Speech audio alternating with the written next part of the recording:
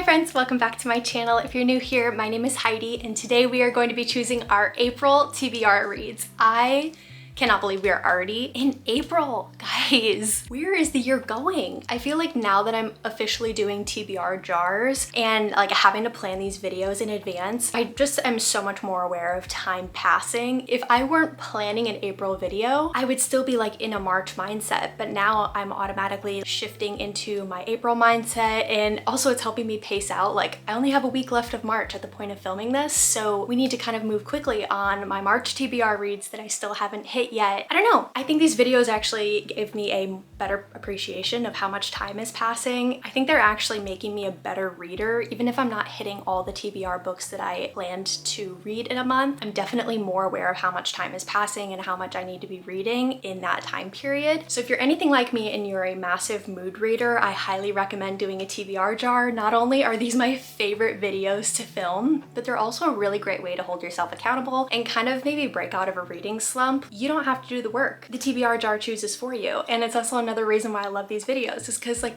I don't have to think, like I just let the books talk for themselves. Without further ado, let's get started.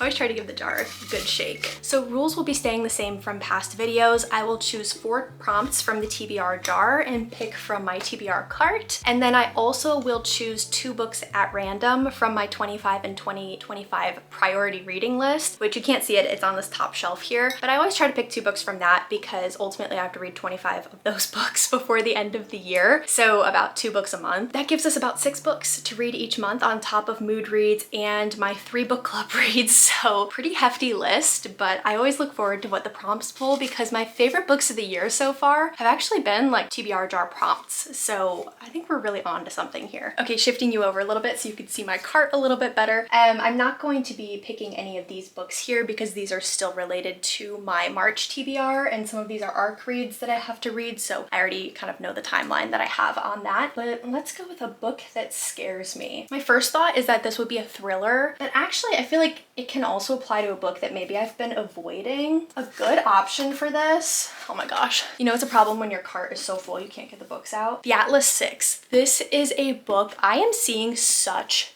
mixed reviews on. If you've read it, please comment below what you thought. But the kind of general consensus of what I'm getting is people either love it or they don't understand why it was even written. They don't like the characters. They find the characters extremely unlikable. It looks really good, kind of secret society, which I love. And also look, there's pictures. I don't know if all the books have pictures in them, but this particular one does. And hello, I'm interested already. I don't know why, I've just been skeptical. I try to stay above a certain rating on Goodreads when it comes to buying books, and this book was below that rating, but I feel like what I've heard about it when it comes to positive things has intrigued me enough. So this is an option for a book that scares me.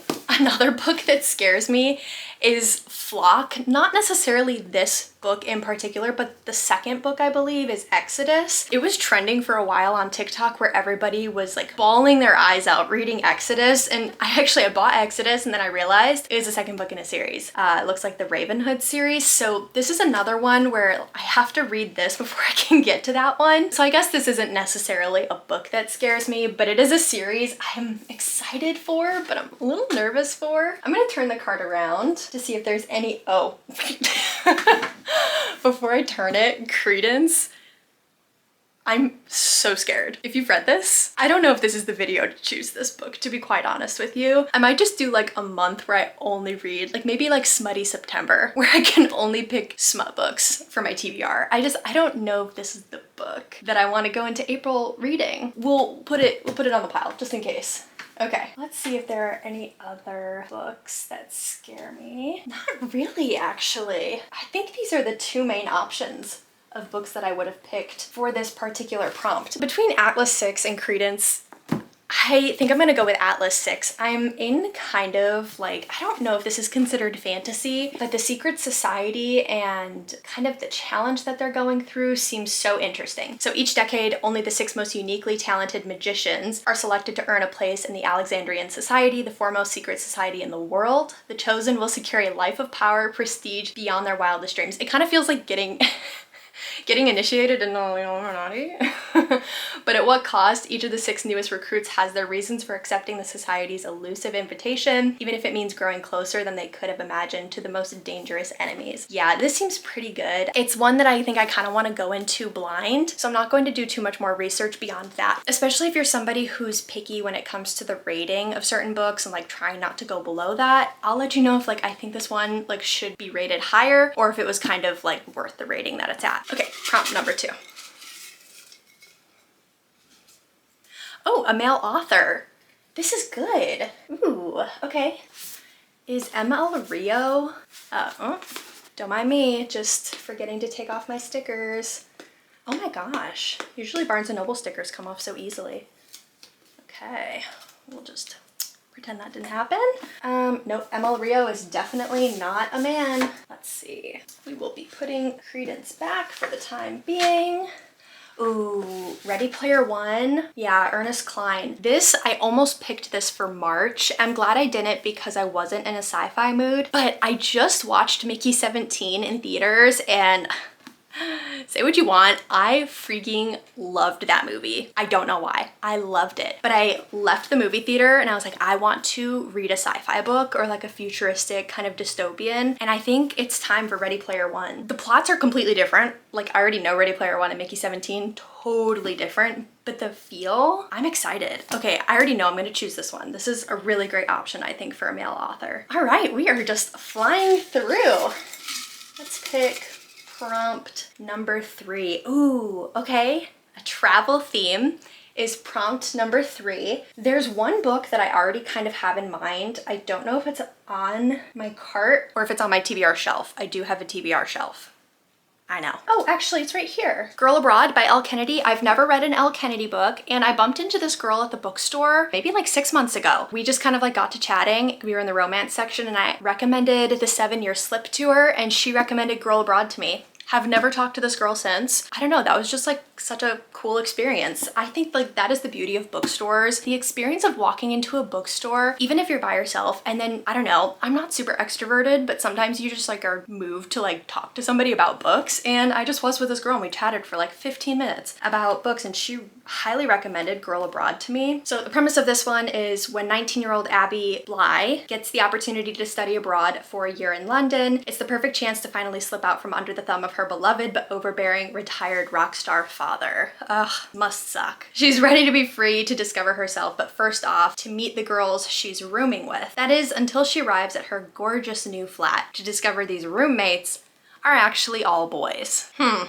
wonder how that's gonna turn out for her. This, it kind of looks springy, which I feel like it's the perfect time of year to be reading a book like this. I love like I love the cover actually. The cover caught my eye the first time I picked this up. It is a little long. Okay, I guess it's not. It's like 400 pages and the font's pretty big, so I'm not turned off by it. I think this might be a good option. Let me see if there's any other books that could be an option though. I mean, we have Howl's Moving Castle, technically traveling around. Okay, and then we also have In the Likely Event by Rebecca Yarros. I've read a couple, I guess I've only read 1.5 Rebecca Yarros books this year, so it's not terrible if I pick up another one, but let's see what this one's about. When Izzy Astor gets on a plane to go home, she isn't expecting much, the usual holiday travel experience, busy, crowded, stressful, etc. Then she spots her seatmate, who is anything but ordinary. Nate Phelan sports dark hair, blue eyes, and a deliciously rugged charm that Izzy can't resist.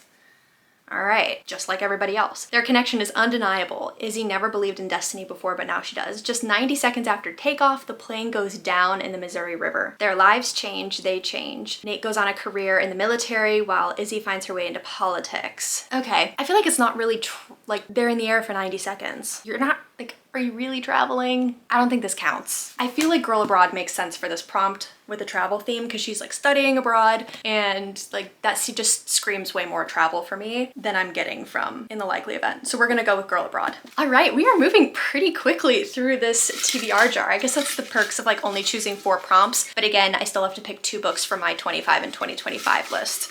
So let's see what the last prompt is. A book that became a TV show or a movie. Dang. Ready Player One would have been perfect for that, but can't choose that. A book that became a TV show or a movie? Okay. I'm pretty sure The Book Thief is a movie. I might have to check. I'm 99% sure The Book Thief is a movie. And then we have any other options here, guys? I'm not seeing any other options here. Oh, wait. The Princess Bride. I've not seen it. I know I'm uncultured. I'm 99% sure this is a movie. Okay, I grabbed my phone. Let's see. Is The Princess Bride a movie? I know you all are going to laugh at me. Dang, it's actually a really high rated movie. An 8 out of 10 on IMDb is really pretty good. Buttercup? Sorry. Buttercup? Is that her name? I don't know, guys. Do I want to read a book with a character named Buttercup? Please tell me that's not her name. Please tell me that's just her name in the movie. A tale of true love and high adventure, pirates, princesses, giants, miracles, fencing, and the frightening assortments of wild beasts. Why does this sound like Assassin's Blade? It's giving Pirates of the Caribbean and Aladdin. As Florin and Gilder teeter on the verge of war, the reluctant Princess Buttercup. God. I can't be caught reading a book where her name is Buttercup. Buttercup. No. She's devastated by the loss of her true love, kidnapped by a mercenary and his henchmen, rescued by a pirate, forced to marry Prince Humperdinck? No way. This can't be real. I bought this book? Y'all. There's no way. Her name is Buttercup. I'm kind of intrigued, to be honest with you. Also, my book has pictures. Okay, well, I don't know how I feel about the pictures, but do I want to read about Princess Buttercup? Why does it sound like it's a My Little Pony book? Princess Buttercup? I don't know if I can do it. No, I'm gonna do it. Yeah. Purgatory. I can't even take myself seriously holding this book. I don't think I ever would have bought this had I known her name was Buttercup. Her parents must really hate her. Anyways, moving on. Princess Buttercup it is. Okay, those are the 4 books that I chose from my TBR jar prompts. Still can't get over the Buttercup, but whatever, moving on. Normally how I choose my 25 books from my 2025 list is I'll try to pick a book that maybe doesn't fit the genre of the books that I pulled from my TBR jar. That way I can have a little bit of a balance. I don't think I have any thrillers on my 25 and 2025, but if I did, like that would fit here. I have some fantasy and sci-fi and also a romance. So maybe I have like a literary fiction or maybe something that's a little bit more of like a serious read. I might pick one of those. And I think I also have a classic on my list for 25. So maybe I'll grab that one as well. But let's go take a look at the shelf and see what we have. Just to give you guys a quick overview, here are my kind of 25 and 2025 books. To be honest, I've not done a really good job about reading these this year. So I'm gonna have some serious catching up to do. But the ones that are already standing out to me that would fit kind of the genre gaps that I have for April would be Before We Were Yours, also Babel, maybe even Daisy Hates. I've been itching to read this one. So I think I might choose Daisy Hates, The Great Undoing. And then I'm also wanting to read Fable. Just with Catabasis coming out in a couple months, I need to catch up on her backlog for me. It's a pretty big one, and I feel like I don't have anything in this particular genre to read in April. So yeah, I might grab this one as well. And then Daisy Hate the Great Undoing as well. Okay friends, we have the 6 books that I have chosen to read in April. Again, so crazy that we are that far in the year. These are, I think this is a really good spread. For 6 books, I think we have a lot of variety here. It's also a pretty large stack just for 6 books. We have some really big ones. Obviously they're hardback, so different sizes, but these don't include the 2 to 3 book club books that I'll need to be reading in April as well. So maybe I'll give you a sneak peek at that at the end. But for April, we have Girl Abroad for my travel theme, Ready Player One as a book written by a male author. I'm really excited for that one. Atlas 6, ooh, Atlas 6 as a book that I have been a little bit afraid to pick up. Daisy Hates The Great Undoing. I think I'm just gonna fly through this one. I am so excited. I'm also so sad. It's like her shortest book. I love Daisy Hates. Love her. Like, give me a thick book for her. Please, Jessa, I'm begging you. But this is one of my 25 and 2025. We also have Babel by R.F. Kuang from my 25 list. And we have Princess Buttercup, The Princess Bride. Y'all, I will be reporting back on this book because what the actual heck is that name?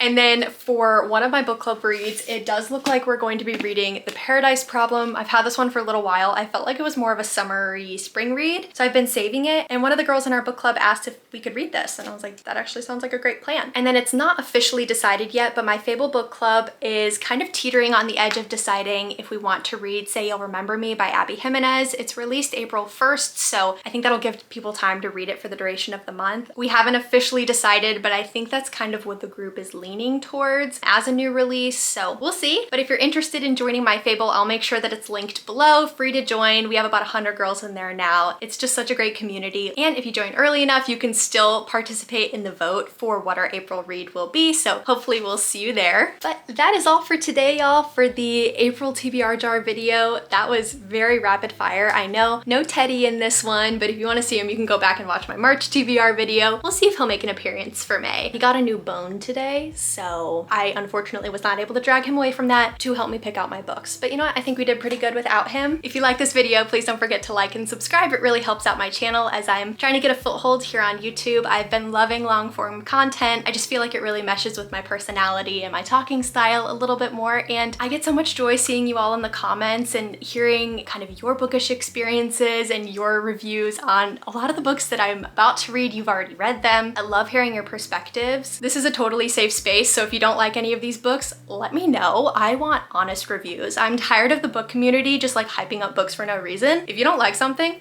let me know. And if you love something, that means I can take you seriously because I feel like you're being honest. But anyways, thank you again so much for watching, and I hope to see you for my next video. Love ya.